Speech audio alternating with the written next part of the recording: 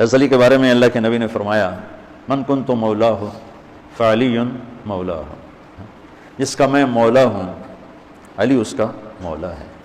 اور یہاں مولا سے مراد دوست نہیں ہے، یہ ہم دوست کا ترجمہ کرتے ہیں آقا، سردار، جس کا میں سردار ہوں علی اس کے سردار ہیں۔ اس کے پیچھے ایک کافی پس منظر میں بہت سی چیزیں ہیں، ان کی صفائی کرنے کے لیے میرے نبی نے غدیر خم پر یہ حدیث بیان فرمائی خطبے میں کہ جس کا میں مولا ہوں اس کا علی مولا ہے۔ تو یہ چند دن پہلے مجھے خیال آیا کہ ہمیں حضرت علی نہیں کہنا چاہیے، ہمیں مولا علی کہنا چاہیے، کہ میرا نبی ہمیں ان کو ہمارا مولا بنا کے گئے ہیں۔ ہم سمجھتے ہیں صرف یہ شیعہ کہتے ہیں مولا علی، وہ صحیح کہتے ہیں، من کنت مولاہ فعلی مولاہ۔ آپ سب کے چہروں پہ میں حیرانی دیکھ رہا ہوں، حالانکہ میں آپ کو صحیح حدیث پیش کر رہا ہوں، من کنت مولاہ فعلی مولاہ، جس کا میں مولا ہوں علی اس کا مولا ہے۔ تو میں اب حضرت علی نہیں کہتا، میں کہتا ہوں مولا علی، کہ ان کا حق ہے۔ جیسے ہر صحابی کی بعض خصوصیات ہیں جو دوسرے میں نہیں۔ آپ نے ابو بکر سب سے بڑی ہستی ہیں صحابہ میں، ان کو نہیں آپ نے کہا کہ تو جنت میں میرے آگے آگے چلتا ہے۔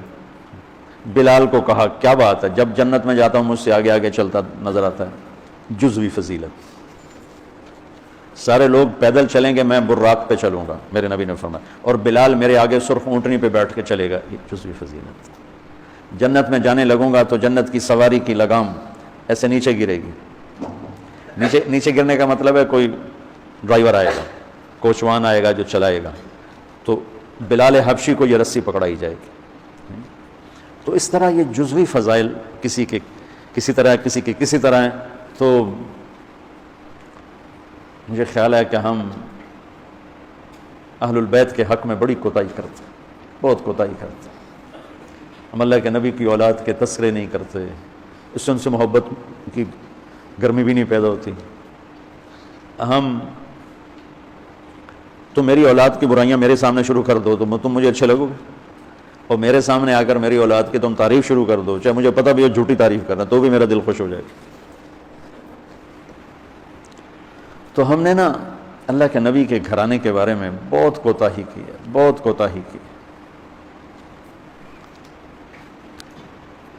تو تم سنتے رہتے ہو، میرے ہر بیان میں اہل بیت کا تذکرہ ہوتا ہے، اور یہ میرا ایمان ہے کہ یہ میری بخشش کا بہت بڑا وسیلہ ہے اگر اللہ کے ہاں قبول ہوگی۔ ریاکاری میں مردود ہو گیا تو وہ تو الگ بات ہے، اور جو اس کا ہر فیصلہ حق ہے، لیکن اگر میرے اللہ نے قبول فرمایا تو میرے بیانوں میں میری سب سے بڑی متاع میرے نبی کے گھر کا تذکرہ ہے۔